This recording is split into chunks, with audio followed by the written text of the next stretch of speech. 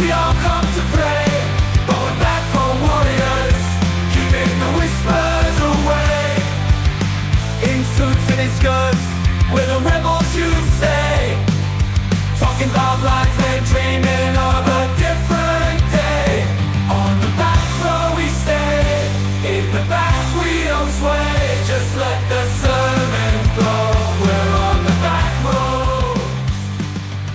It is time for another episode of the Cultural Hall. It is an Articles of News episode. If you are watching on YouTube, you might think, man, is that a beautiful place that Verlin is recording in? Yes, it is, I'm sure. But it is not the tropical paradise which his backdrop would indicate. I'm sure he's in an office somewhere, in a back room. Maybe he's at home in his palatial North Carolina estate that is being renovated. Soon to be. He's sleeping in the truck because, well, he deserves it. It's his own version of the doghouse. He got a little hangry before we started recording. Verlin let me know that he was a little hangry, a little fussy. Were you a little fussy, Verlin? I was a little hangry this morning, that is for sure. Why? What's the deal? What's going on? I don't know. I didn't realize until about 2 p.m. this afternoon that I hadn't eaten anything all day. So yeah, I'm like, why am I feeling so annoyed at the world right now? And that seemed to be the issue. So is it so the Ozempic? Is it working? Maybe it is. Yeah, maybe it is. So you're not doing the Maduro or the Ozempic or any of that kind of stuff, right? I am actually. Are you really? I was just talking to Susan yesterday or the day before saying, I'm not sure it's having the effect on me. Maybe my stress level is too high and it's counteracting the Your cortisol is too intense for the Ozempic? That could be. I've got to ratchet it down. I got to figure that out. Now, let me ask you this, and we got to tread lightly because I think when I think about people that might take Ozempic, I don't know that what you look like is someone that I would think would take Ozempic. Well, I certainly need to drop probably 30 pounds to be healthy. Okay. If I went back to marriage weight, it would be dropping 45 pounds, and I was pretty much the ideal weight at that point. So I'm going to give myself 30 pounds, and I'm good. At the point you got married, not saying that or indicating that Susan is finally smartened up and left you. That isn't what you're saying. No, not yet. Yeah, so it's so interesting to me. I have family who does it, who is on it. I don't know, that's the right way to say it, right? Who is prescribed. I was prescribed. My doctor, I didn't bring it up to him, by the way, at all. Interesting. He brought it up to me specifically. He and I were chatting about it, and I said, I'd really like, I've reached a certain age where it's going to become harder and harder to drop weight. Mm-hmm. And I said, I'd really like to drop 30 pounds and get a little healthier. Of course, he's encouraging me to work out, and he's a very active kind of guy. And so I'm trying to do that. But in the meantime, he said, well, let me give you this prescription that in your case should be able to help. So that's where we went. So is it an injection? Is it a pill? I don't know enough about it. Yeah. Surprising to anyone who knows me, who's listening, it's an injection and self-administered each week. It is literally so simple to do. It is not a big deal. Are you worried? Walk alongside me with this. Are you worried that it hasn't been around long enough that we're going to find out, in 2 years' time? That's been some of my hesitancy towards it. It's like, yeah, this seems very fad-y. It was my hesitancy when he first started me on it, and he brought up a number of studies that were multi-year, decade studies. Okay. To show the effectiveness and the side effects, and he's been monitoring closely my status and any side effects I may have, and I've suffered a couple of small things, nothing major, and he's adjusted dosage accordingly, and so we continue. Yeah, I don't think it's. You were a little fussy baby earlier today, though. Does he know about that? That's because all of us are if we haven't put enough calories in our mouth, right? So the last time I ate was last night around 8:00, which is fairly late for me. Mm-hmm. And I just hadn't had a single calorie for 18 hours. So yeah, that'll do it. Yeah. Well, take care of yourself, Verlin. I will. But I will tell you, earlier today, I was listening to the most recent episode of Articles of News, and I learned something. Every time I listen to an episode, what tickles me the most is I learned something new about you. Oh, geez. The host. Let me let you know that also, as people are experiencing this, that episode is not the most recent episode of Articles of News. Okay. The one which you were That's listening to true. earlier, That's because true. of So it'd be time. two ago, the way Space. Yeah, time. Yeah. yeah. Yeah. What did But you it learn? was with Meg and the Mitch. And what I learned is there's a certain very popular television program that you haven't seen. Now I don't even remember what it was. What is it? Let's say Maureen and Levy are two of the names in Oh, the yeah. Schitt's Creek. We can say yeah. Schitt's Creek because it's the name Sure. of a It's the TV name of show. a TV show, sure. It's like why we can say with a little smirk on our face and a wink in our eye, I'm going to the dam. Is that some damn water? Pass the damn fish. All those things. Exactly. Exactly. So Yeah, I never I'm have. surprised you haven't seen a single episode. I think it would be something you would thoroughly enjoy. So yes, I think so too. And the things that people think that I should thoroughly enjoy, I have a hard time because my immediate pushback is, you don't know me. You don't know Of what I'm going to course. like or what I'm going to like, That's a good point. Good point. So I feel that. And then I'll secondarily, tell you what, free lunch on me if you don't like it when you watch it. deal. But the second half of that too is like I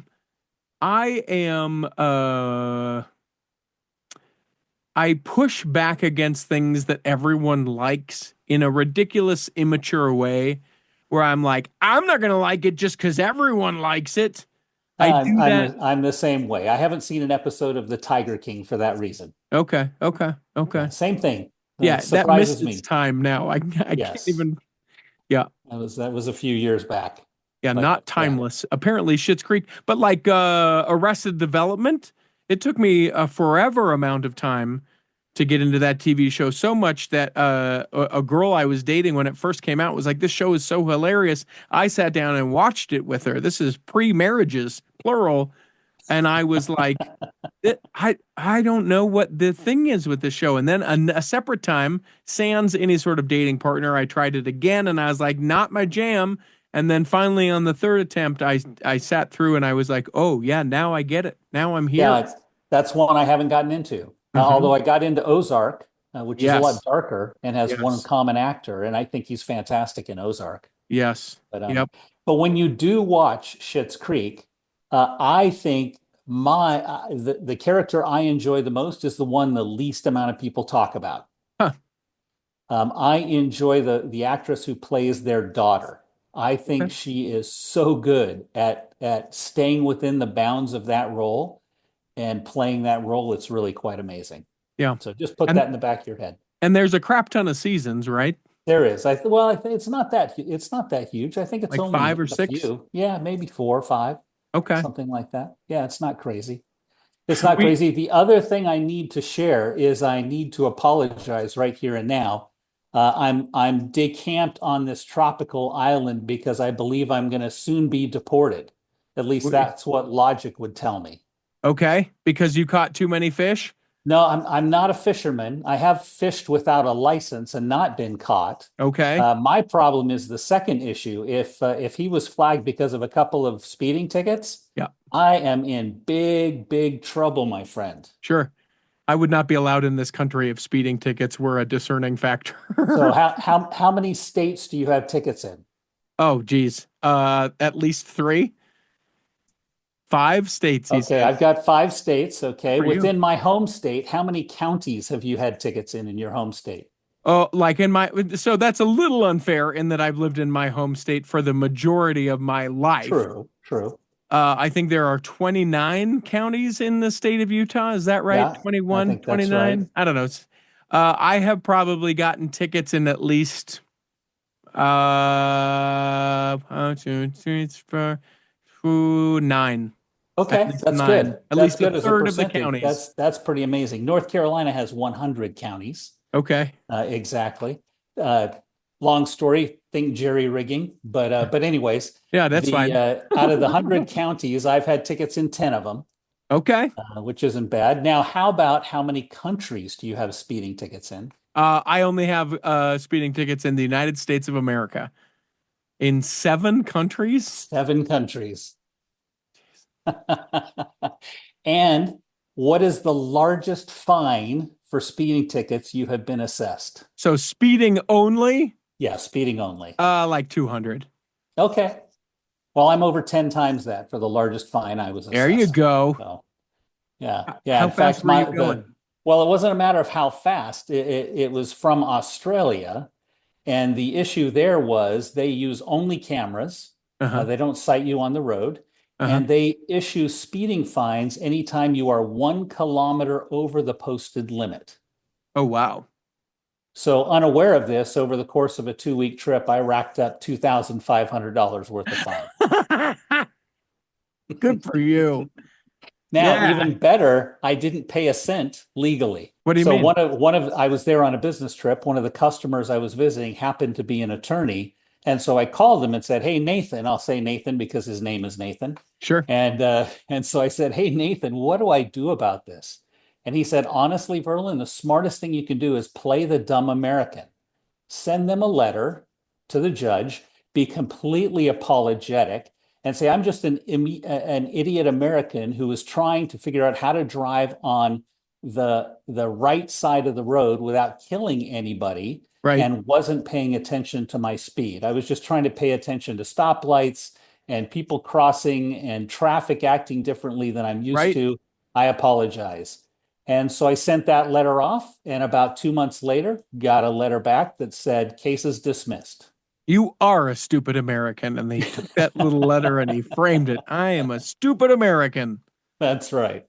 That's right. Well, So I'm if I'm deported, then my apologies. I'll have to literally do something, do a broadcast or a recording from prison, maybe. yeah, could be, or just Yeah. another Just country. like It doesn't have to the be Mitch prison. does. The Mitch does it from prison, like you said. Yeah, of course.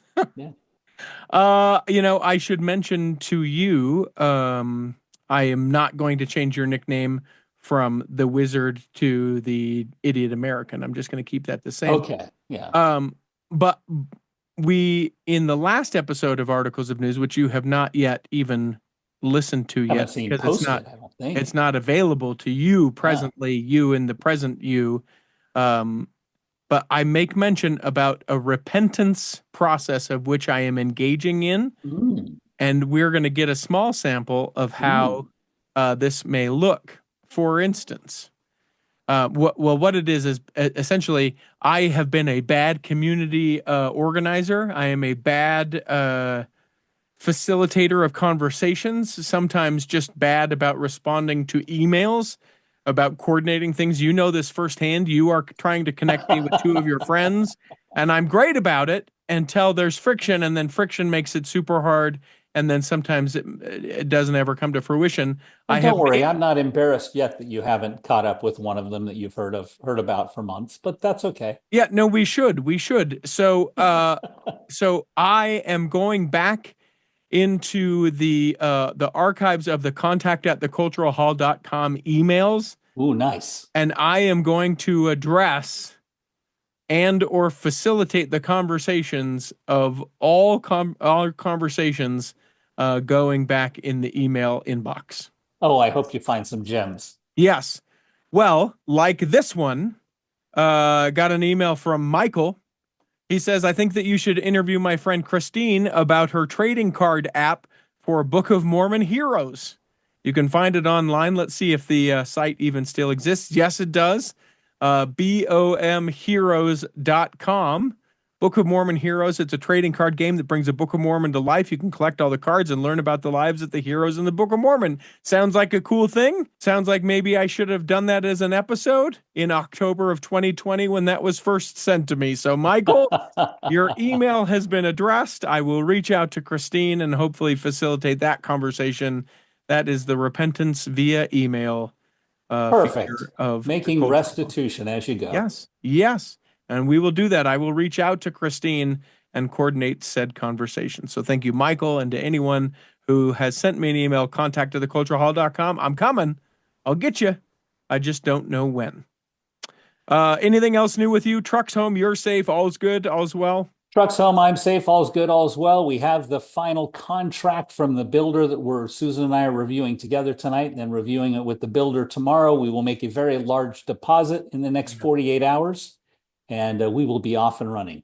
Nice. Big old check. One of those things that your hand trembles as it crosses the table. Oh, yes. Are you actually doing a paper check? I don't know. I'll ask him what's easiest for him. Yeah, yeah. Mostly electronic transfer anymore, but I do sometimes feel like I want to go to the bank and say, can you put it all in a suitcase so I can hand it to him? That would be yes, fun. Uh, with the little but locks that come up and hundreds then of thousands of dollars in a briefcase. Yeah. oof, And unmarked I bills. bearer bonds. Yeah. Yeah. Well, good luck with all that. Remember, it'll take twice as long and cost at least 20% more than what you're agreeing upon to. That's my concern. Yep. Yep. And that concern will be reality. Let's take a break. When we come back in the second half, we're going to do actual articles of news. Let me take just a moment to tell you all about bestdjinutah.com. That is the website where you can learn all about me. Oh, sure, you probably feel like you know me, but you know me in the cultural hall sense. I have a DJ company now, 6 of us strong, great event hosts, MCs, and DJs that can be able to make whatever event you have coming up absolutely spectacular, and hope you will reach out to us. Now you're thinking, well, wait a minute, Richie, I don't live in Utah. Would you travel? Absolutely, I would travel. Would they travel? Absolutely, they would travel. Whatever your event is, doesn't have to be a wedding or a community event. We can do all sorts of things. I can teach you line dancing. I can dance with you. We can do partner dancing. We can do all kinds of things, but we can't do any of it if you don't hit me up. You can go to bestdjinutah.com. You can fill out the form to get more information or get a quote, and then I will get right back to you. Find out why I'm so busy and why sometimes we don't get episodes of the Cultural Hall. It's all because of bestdjinutah.com. Here in the second half of Articles of News, we do actual articles of news. Hit it, Peter. You can't lose articles of news. And away we go. Remember, contact theculturalhall.com for all correspondence and emails. If you would like to sponsor the Cultural Hall Vault, that is the old episodes being repurposed and republished, commercial free. Now, 15 years after they were initially published, you can contact me.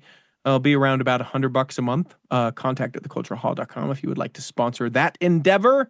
I have a couple of ideas for sponsors there. Oh, great. Send them to contact at theculturalhall.com, and in 5 years' time, I'll get around to answering your email. Perfect. No, teasing. No, tell me, is it something we should say out loud, or are you just... well, yeah. One would be a refreshing beverage that one might be interested in. One might be interested in the cool and warming spring when one needs a refreshing refreshment rather than a hot refreshment. Okay. I like that. And what else? What's the other one? There's 2 of those companies or 3 of those companies you could go after. The other one would be the company from that's associated with one of your co-hosts. Oh, yeah. In fact, we've talked about it, and we'll talk about it again. Sugar, and more sugar. Yeah, blood sugar. I need an even greater excuse to get one because Susan isn't going with any of my other excuses.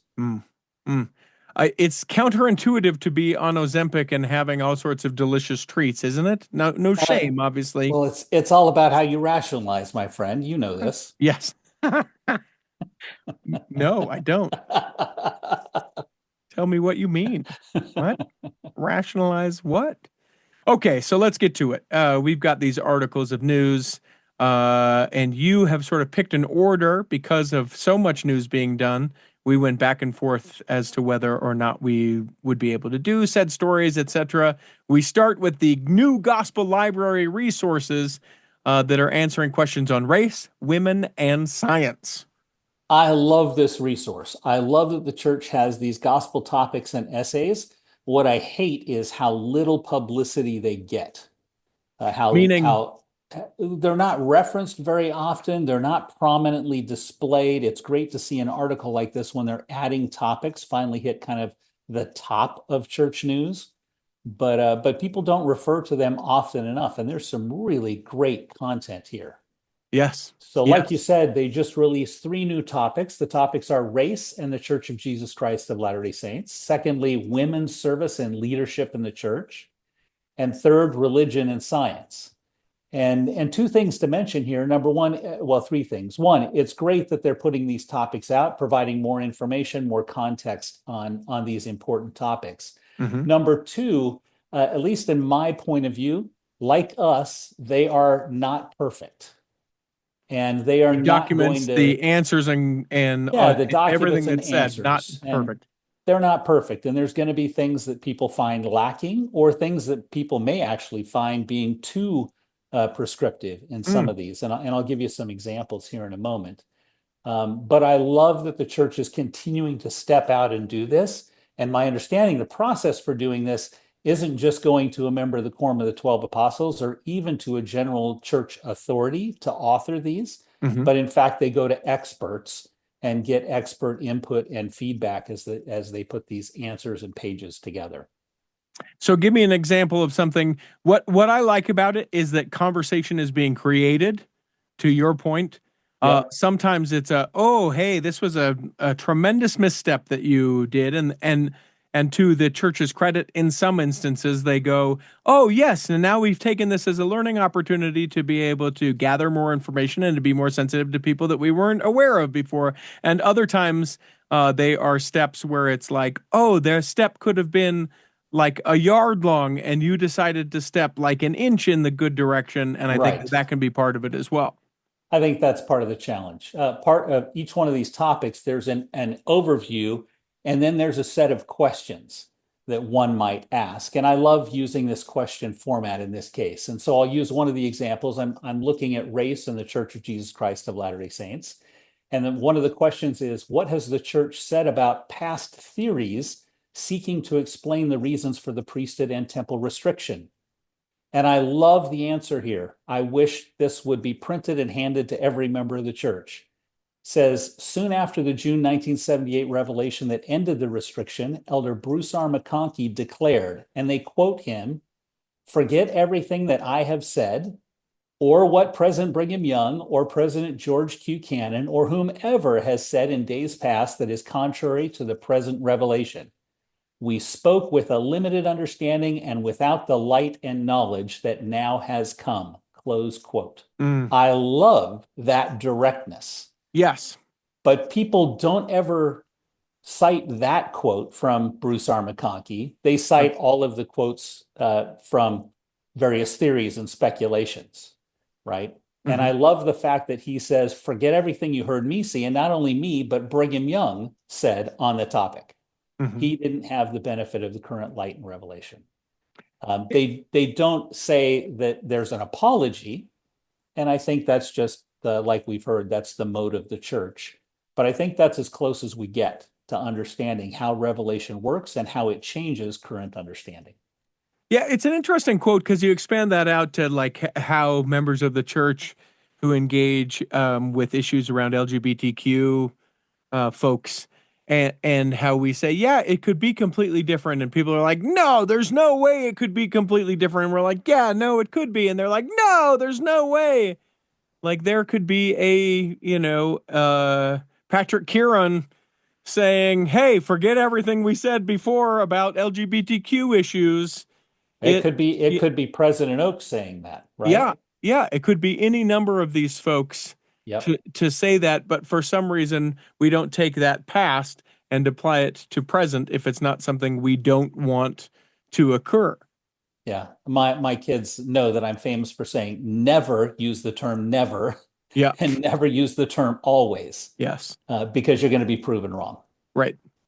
When my wife will tell me always and never, I go almost always. That's right. Never. Okay, I can get on board with almost always and almost never. That's right. But not always and never. The second example here is in terms of the topic of women in the church and leadership. And this is one that's been brought up to me several times, and I've heard in other podcasts and questions in places like Sunday school and even priesthood meeting. One of the questions they ask about women in leadership is, I've heard that Relief Society presidents were once ordained. Is that true? The answer is fantastic and provides historical context. It says in the early church, leaders used the term ordain when calling Relief Society presidents and their counselors to their positions. Members in the 19th century did not understand this terminology to mean that these sisters had been ordained to priesthood office or had the priesthood conferred upon them. For instance, in 1842, Joseph Smith instructed John Taylor to ordain officers in the newly founded Relief Society. And there's reference footnotes for each one of these. For instance, President Taylor later clarified that the ordination then given to Emma and her counselors did not mean the conferring of priesthood upon these sisters. In later years, the term ordained was more precisely defined to refer only to priesthood offices. The term set apart is new and now used when authorizing women and men to act in callings. Interesting. So I love the historical context that came with it. We always put our current lens on historical facts. And if there's anything we're learning this year in Come Follow Me, is that gets us in trouble if we're not careful. Yeah. Yeah. Yeah. So people can find that. You can find it actually in your Gospel Library app on your phone if you have that. You can find it at lds.org. It is the gospel essays. That's right. It's topics and essays. Yeah, if you're seeking to try and learn more about that and see the changes, the things that are addressed within that. And hint, if you want an interesting one, I won't read any of it, but a really interesting one is science and the church, science and religion. And what does the church teach about evolution or evolution, if you're on the other side of the pond, and the origin of humans? Yeah, from A to Z, if you're from the other side of the pond. Exactly. Yes. So a hard segue to the next story. I loved this. I'm going to bump out of the order that you sent because I sort of sent you the articles, but I want to talk about this. The idea of waging peace. Sharon Eubank, who, as I understand it, is now in charge of like the philanthropy arm of the church. The humanitarian arm of the church. Humanitarian arm of the church. The director of the humanitarian arm. Yep.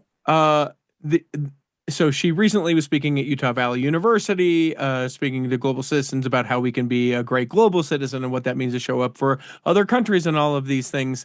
And I imagine, though I haven't listened to it, I imagine it was a phenomenal talk. She's great. Did a great job.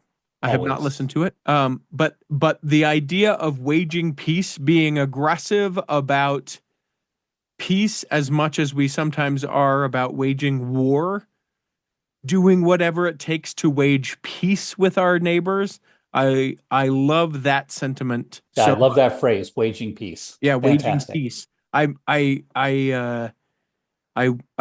strive now to be a peace wager, a peacemaker, a peace creator, a war peace. I don't know. That probably is a little overstep there, but the idea of aggressively going after peace, I think, is incredible, and I love that we have taken an amazing woman who served in the church, in the way that she served, the Relief Society president. That's correct. Yeah. And then instead of, like we've seen so many times, that they sort of take that moment to serve and then we don't hear from them really again, to now continuing to have that opportunity to serve and to learn from her amazing perspective and experience. Is Sharon Eubank the daughter-in-law of President Monson? Is that one?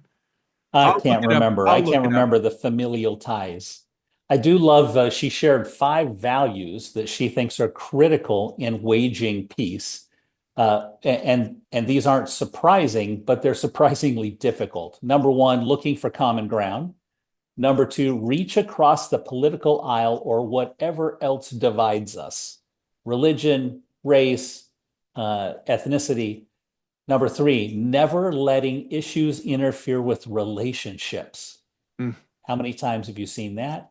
Number 4, knowing that trusted relationships spark change and the small bits really matter. Small bits of time, small bits of money, and small bits of attention all add up. Yes. So I think incredibly common sense approach, something that's a challenge for all of us. Born in Redding, California, and not related to President Monson. I must be. Oh, that's why she's doing great. She's born and raised in California. Yeah. Everyone who's born and raised in California does such a great job. Of course. Yeah. I think that's maybe a topic for one of the other articles of news is recently recorded. Yeah, just ask them about California, the homestead of perfect, great people. Exactly. You take it. Where do you want to go news-wise with us? Yeah, let's go back to Elder Causet, mostly because I love to say his last name correctly. Elder Causet is obviously the presiding bishop of the church, and as such has responsibility for temporal matters in the church.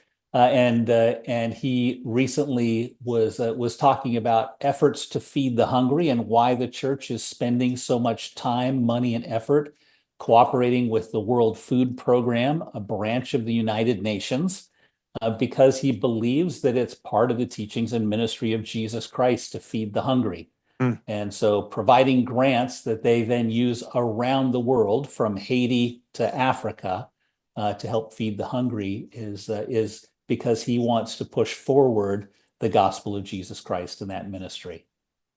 What I found is fascinating from this article, and I suppose if I would have thought about it, just statistically speaking, and then put it into numbers, it talks about how many people face food insecurity in the world today. And you probably know a percent. It's, maybe 5%, maybe something like that. I don't know what it is, but in the millions of people, it's 343 million people at this time, 2025, when we are recording this, face some sort of food insecurity, meaning that you don't know where one of your next three meals, I think that's how they define food insecurity, where you don't know where one of your next three meals is going to come from. 343 million people, and the church is stepping in and going, I think Jesus should probably do something about that, so we're gonna. Absolutely. No, that's exactly what it is. I love it. And you can make a difference here, large and small. The church does this in large ways with these kinds of partnerships. But as another example, our local ward partners with a local charity, the Interfaith Food Bank. And the Interfaith Food Bank provides lunch and dinner every single day for whoever walks into their door Hmm. here in Carborough, North Carolina. And so about once a month, my wife and I go and volunteer. And what a wonderful opportunity, not only to be able to serve people, but be able to meet people and talk to people and gain a greater understanding and gratefulness for what we do have. Yeah, the opportunity to serve people and get to know those people that you serve, but also to Yeah, serve alongside people and be able to get to know those people that you're serving alongside. I think that is a part of my life that I have been better at in other times. Down the road, there is a food bank from me. Literally, I could go to the burger joint on the way, drop into the food bank, do some service, hit the burger joint on my way back, and it would all be like less than 2 miles, probably walking distance from my home. But I need hmm. to be better. I have enjoyed doing the service for folks in the past, and just have fallen out of doing it. Yeah, Fallen it's out of the wonderful habit. if you're able to do it repetitively. There are now people that I recognize each time I go there, people that are coming in to receive meals. And one of them originally from the UK and speaks with an accent, and we always chat about cricket. And there's another one who's an Oakland A's baseball fan, and I grew up an Oakland A's baseball fan, and we get to talk about Oakland and the sad, sorry state that it's in I was today. just gonna say. But we have great conversations, just person to person, because of that opportunity. I uh I think it's amazing. And any time that we get the opportunity to serve along other people, whether they're people of our faith or not, I think you get the opportunity to learn more about humanity, like a lesson in community and humanity, Yeah, far more than you'll ever get being like, let's sit down and learn about what this community is made, anything like exactly. that. Now I'm going to admit here that my weakness is the same as yours. If it was left up to me, this wouldn't happen very often. But Mhm. because Susan is who she is, Better than she you. drags me. Yes, she drags me into this at least once a month, and it's fantastic. Uh I love it. I love it. Um Let that be your call to serve. I'm gonna do it. I'm gonna find out how it goes for me. I don't even know if you can like go and serve at this I particular just place. drop in I, and ask. I'm sure I they'll let you sign up. Yeah, I'm sure they probably, will. but I don't know that. Yeah, I check it don't know out. that they will. Um I hope. I hope they do. New building on BYU's campus. It's a Um big building. I just saw this last month. I can't believe how big this building was. It's like it came out of nowhere. Elder Christofferson said, "Let this be a new BYU music building, and let it be in the parking lot of the J. Reuben Clark Law Building, and let it be dedicated a gift to the arts on the campus of BYU for sure." Elder Christofferson dedicated the building that the mission of BYU, as envisioned by prophets, will be realized in full. We're grateful for the power of music to gladden the heart, lift the troubled and weary spirit, speak peace to the soul, grant courage to the righteous, and then foster joy in children. He prayed, we're grateful for the power of music to enable us and glorify thee. And he also called for divine aid. Here's what I think is so amazing about this particular building. If you had ever been to, and I forget, this is I didn't attend BYU, although I worked there, I should know this. Whatever the name of the building was prior. Harris Fine Arts Center. Harris Fine Arts Center. The HVAC. HVAC, man. Yeah, the HVAC. What is this building called? It's not just the BYU Music Building. No. It's got to have a namesake. It has a name. Is it the McKay Building? No. That we all take issue with. You know, that guy wasn't perfect. You know, that individual who the building is named after had some warts, had some flaws, by the way. People are going to be yelling into the podcast. Yeah, they're at the gym just screaming right now. It's the blah, blah. But here is what in the article, it just calls it the BYU Music Building. My gosh. What I love about BYU and what I love about the way that the church does things, I bet the acoustics in that building are just incredible. Not only are they incredible, they have an organ installed in this building that is one of the greatest pipe organs in the world. And you know, BYU being what it is, some BYU student ward is going to meet in that theater. Yes. And, you know, whatever the organist is gets to play that incredible organ every Sunday. No expense spared. My gosh. Yeah. Yes. Yep.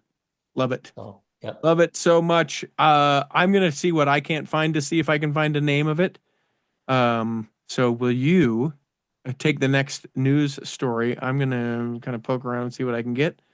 Yeah. And then you let me know. Sound good? Do that. Yes, absolutely. So the next story we had on the list was the church is trying to do more work around helping people understand the role of women in the church. And the latest effort in that is the publishing of a new volume from the church's Historians Press about the Latter-day Saint Young Women's Organization. This new book titled Carry On, the Latter-day Saint Young Women's Organization, 1870 to 2024, advances the growing body of scholarship on Latter-day Saint women's history and on women, religion, youth, and childhood generally. Now, can I ask you a question? Can I ask you a question about that? When you I have not read it yet. When you hear, no, I don't think so. When you hear the title of that book, do you just want it to be sort of shouted as part of the chorus? Carry on the young women, you know, like it's carry on. Do you want to go the Kansas side, or do you want to go the hymn side, which is carry on, carry on, carry on? Oh, I like that. Okay, right? I was Kansasing. That's okay. That's great. Classic rock and roll. I think it's amazing to have this resource. I want to say that this book is available in the Gospel Library. Am I correct? Did I remember reading that correctly? I bet it is. You don't know that for sure. You're speculating, which I love. I'm reading through here. Readers will follow. Carry on. I'm poking around. No, I found it. Carry On, the Latter-day Saint Young Women's Organization is available at Deseret Book, Amazon, and other retail outlets. Oh, okay. Okay. There are, if you search in the Gospel Library app, though, for some context, you can find out all about youth of the noble birthright and the writing of that song. Carry on. Yeah. You can learn about the Stalwart and Brave We Stand, a general conference talk by Marvin J. Ashton back in 1989 that talks about Carry On Recruit by so on. Okay. No, I think Young Women's is a fantastic program. And I think it's great they're getting recognition and some history from leaders like Rutha Mae Fox, Ardith Kapp, and even now, of course, Emily Bell Freeman, and how they've changed the organization and the approach to the organization. It is interesting to me, though, you speak of Emily Bell Freeman and what we spoke of with Sharon Eubank. I can't wait to see where it is that we see Emily Bell Freeman go at the time that she's done. So I agree. Young women, right? Will she be one that moves from the Young Women to the Relief Society and talks to women as a greater body? I can see that made as a natural transition, right? Like I was able to do this for the young women. Now let's talk about women in general. I think that that is a tremendous thing. Sister Runya as well. Let's just keep everybody around for a good long time. I'd love that as well. But what a miss! What a an opportunity lost. Should we not keep people like Sister Runya and Sister Belle Freeman or No, I agree. You want some totally unfounded speculation? yes?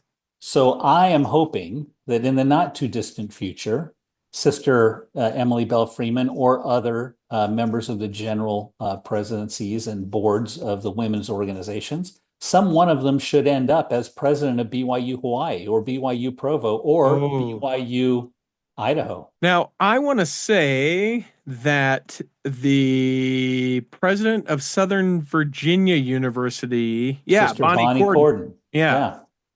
Yeah, Now that's exactly the reason. yeah, that is not a church owned institution. It is a very Correct. church adjacent institution As for close as you sure. can possibly get without being owned. Yeah. But yeah, putting into the that's interesting. I, yeah, I would love something like that.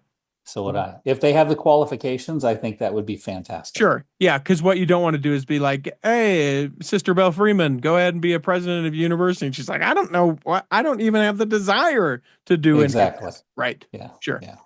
But certainly Yeah. not to be kept out of the limelight, and not for Exactly. limelight's sake, for like making a difference sake. To be clear, everyone.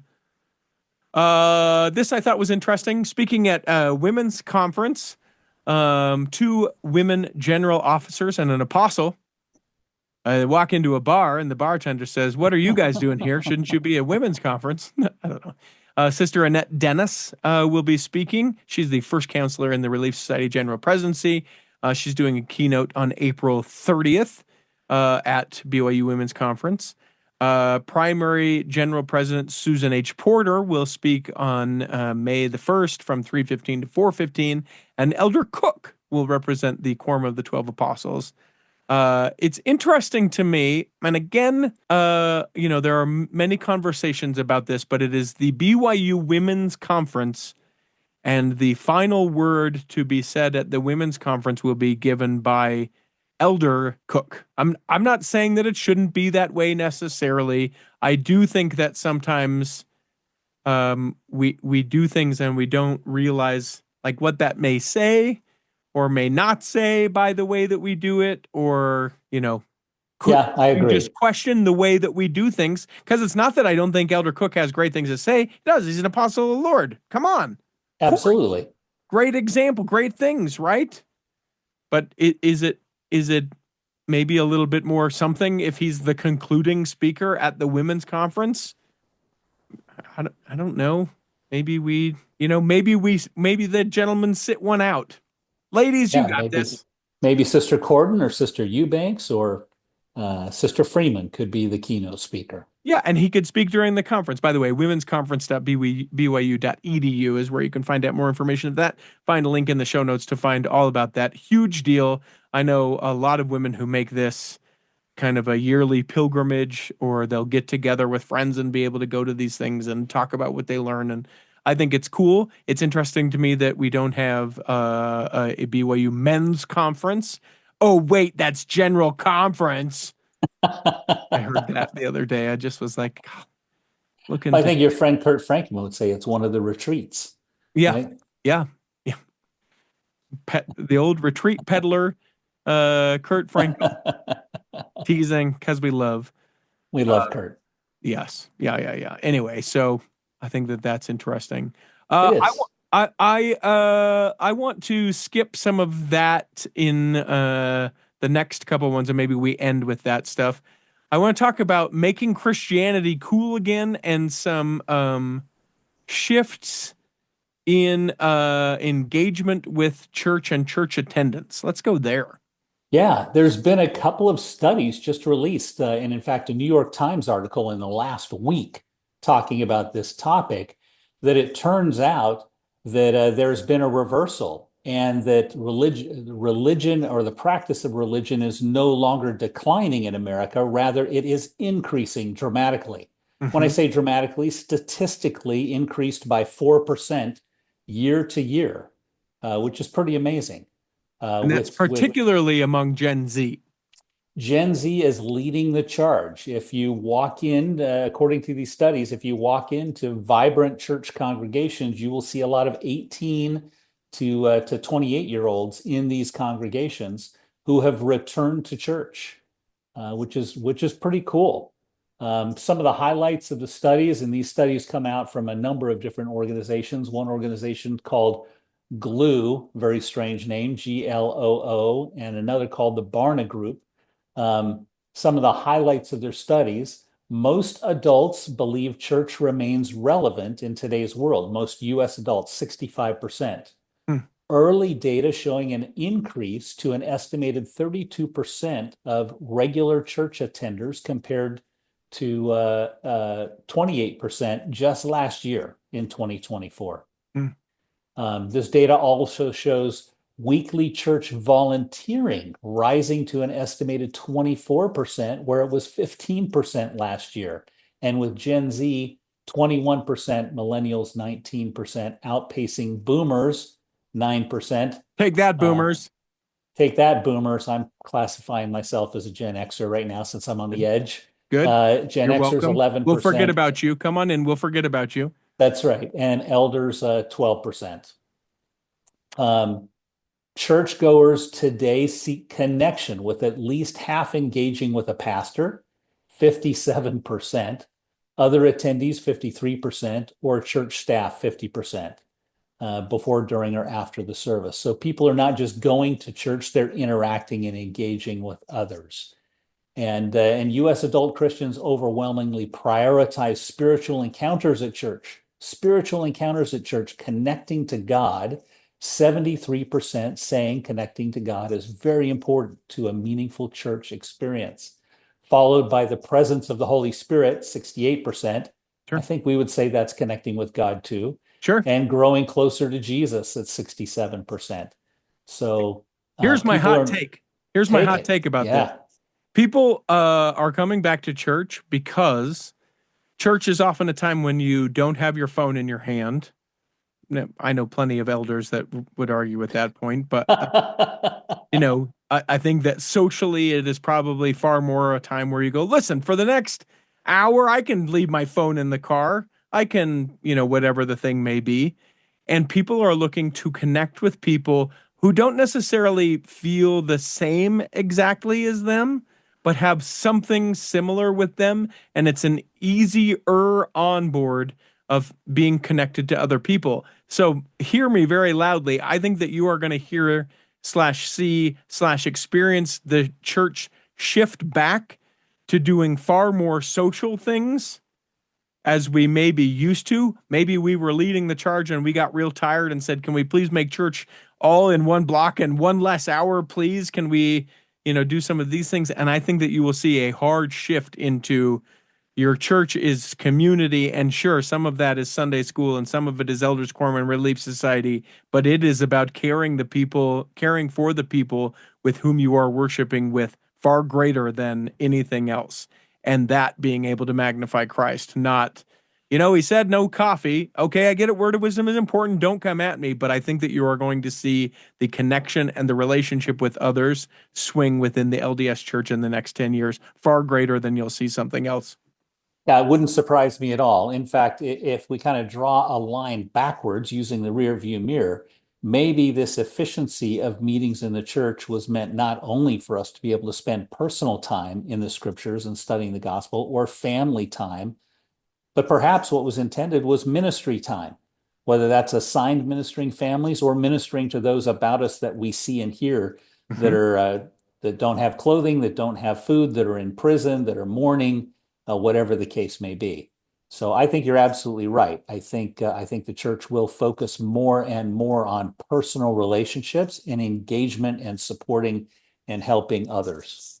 And I think it's a personal responsibility too. I think the church has done an okay job about like ministering and be assigned to these people. And then that at least for those that take a serious responsibility when you're assigned to someone, like I'm assigned to someone, so that stewardship is in, so I need to act on that. But I'll tell you what, woman down the road from my house, she is so loving and kind to my wife and I, more so to my wife than probably anyone in the neighborhood. My wife doesn't worship with me, but hey, how are you? I see that you're this. And so reflectively, That's the vision of ministry. yeah, That's real ministry. she needed a hand with something, and I said, yes, of course, without question, I will be there and do that. Why would you Yeah. not ask me to do that? I will force my service upon you, which is literally what I did, but it's fine. Uh, and was able to help it out. And then she invited us to a very intimate, like family tradition that she's like, you guys have to come. Mm. I want you to meet my family. And my wife and I both were like, we just love her so much that we knew we had to go. It wasn't an event that we were like, "Oh my gosh, I can't wait for this particular event. That sounds like fun." That wasn't it. It was we love, honor, and cherish her so much as a relationship that, of course. And then we got there and we realized how meaningful it was that we would even be invited to this thing, and even more so how meaningful it was to her that we would take the time to attend. And I just was like, "Oh, I almost missed this." Because I was Yeah. looking at what I might have enjoyed better, or I could have done something different. And I think that those meaningful, who lives across the street and what do they need? That guy is there, that woman is here, what do they need? How can we help? Or I can just reach out to them and be like, hey, you're not alone, just so you know that, just here, being your And, neighbor. and if you want a totally selfish reason for doing that, in the recent report called the Quiet Revival, it found that Christians reported higher life satisfaction than non-churchgoers. If you want to be happier, if you want to feel more satisfaction with your life, go to church. Yeah. And never make a pretty woman your wife. Isn't that the other part of if you want to be happy for the rest of your life? Isn't that how Well, that song but goes? there's nothing wrong with a 10-cow woman. So, from my personal point of view, get the ugly girl to marry you. Don't know why I'm so singy in this episode. Yep. Okay. Well, we got to wrap this thing up. We've got so much news. We could, Let's throw the one more in there to make everyone feel guilty about how terrible we are in sharing the gospel with our neighbors and friends. yes, please. I was going to say we'll leave the other stuff, the other California stories. We'll do I that really want to another. talk about it sometime, though. There's Yeah, some interesting things there. our friend Chow, who is an attorney Hmm. down in Texas, she might be better suited to speak about some of the legal ramifications around this. So maybe we'll save that for I an love the episode with context her. around it, though. I love all the context. But let's talk about the Uber missionary who lives in a place I've never been, but I've heard about, Sudbury, Ontario, Canada. You've never heard By of the way, Canada? well, I have. I lived in Canada for 3 years. I lived in Ontario, but Sudbury, Okay. I've not been to Sudbury. So Sudbury. Sister Anik Gervais has accomplished something that I think very few have, and that is over the course of the last several years, she has shared 400 plus copies of the Book of Mormon with friends and neighbors. Hmm. And what I love about this article, and link to it in the notes, is that she talks about in her life, she's had high points, low points, when she's more engaged in the church, less engaged with the church. She's had periods of inactivity, but she talks about her personal testimony that it's the Book of Mormon that brings her back every single time. And that's why she wants to share the Book of Mormon with as many people as possible. And so, how many people do you know that have shared 400 books of Mormon with their friends? Joseph Smith. There's one. I don't know, but I would bet President Monson probably. Maybe so. Maybe so. I probably gave out like 200 You think so? on my mission. You bet. Okay. I'm not sure. I probably I mean, gave out close to that. we would probably do. Yeah, I bet I did about 200 on the old religiously affiliated vacation. Yeah, the good part is she's not on a 2 year mission trip. No, She's just being a good member and neighbor.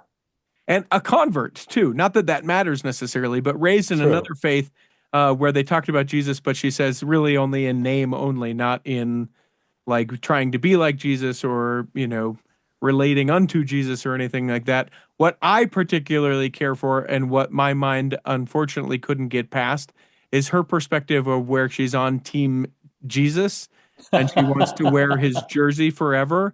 My mind, I'm a horrible person. I don't think this is sacrilege, but I 1,000% want, like, you see the guys at the bar wearing the Cubs jersey or the Dodgers jersey or the worst team in baseball, the Oakland jersey. That's a dig. That's shots fired. But like the team Jesus jersey, and I just have to think, Have you not seen one? is there such a thing? A team I have. Jesus I jersey? swear I've seen it. Maybe it's No. because I live in the South, Well, but absolutely, I have seen someone wearing a jersey that says Team Jesus on it. I am sure. But is it like a good looking? Yeah, no, real, like the deal for sure. No, people here in the South take their Jesus seriously. This is incredible. I'm Google sure we can search find you Team one. Jesus, lifetime member. It's got the born again fish on one breast and Team Jesus on the other. Oh, don't be That giving the is fish to cool. just the born agains. That's anybody. Wow, sure, but most notably the born The agains. Greeks started it, my friend. Come on. Okay, the Greeks then. Give it to the Greeks. You can get it personalized. All right, here's the deal. I don't do this very often. I'm an extra large. I would love a Team Jesus jersey. If someone, it even, If someone was to get you a Team Jesus, would they be the number one host you choose for recording? yes. Listen, you're already my number one. Just don't tell anybody else. Just don't. Yeah, number 3 today, but number 1 any other day. You were the first one I asked. You were just the third available. You asked it at 2 o'clock in the morning. 2 o'clock in the morning, your time. That's not my Exactly. fault where you live. It's not my fault where you live. You chose where you were going to renovate a home that's going to take This twice is as long true. and 20% more. Yes. I don't want you to do it. I don't want anyone to feel obligated. But if you've ever Of course not. if you've ever thought, now here's and this is where I'm going to probably kick myself in the mouth as far as this goes. Don't cheap Team Jesus jersey me. No. Someone's going to do it, and I'm probably even willing to pay some money back the other way just because, like, a baseball jersey genuinely is an investment. It is. But if there is like a classy thing, let's have a conversation. Contact at theculturalhall.com. I would 100% Stedman on the back and Team Jesus on the front. Let's go. Now, could I be, this is probably too far. No. But could I be the mascot for Team Jesus? Oh, that's not too far at all. But what is it? Every team needs a mascot. Would you be a shepherd? See, and that's the thing I don't know. Contact at theculturalhall.com if you have ideas of what the mascot for Team Jesus would be. There are certainly a lot of ones that I probably will not share on the show. If they are just silly, ridiculous fun, or maybe an actual suggestion of one, I'll take it. Those that my mind immediately goes to will not be shared. Well, I think the natural is sheep, right? That's the most common in the scriptures. The best from the Old Testament would be the talking ass. Okay. Well, then in that case, it would have to be you that would be the mascot. Take that. Ching. All right, let's be done, shall we? We hope that this episode has nourished and strengthened your body. And if you weren't healthy enough to listen this week, you're healthy enough to listen next week. And then when the time comes, you'll be able to travel home in safety. In the meantime, Chris at Alpine Lakes Travel, Debbie Wanless, Chocolate Cake Bites Podcast, and the Tiger, with a U, will be saving a seat for you on the back row of the Cultural Hall. Save me a seat, it's sure to be neat on the back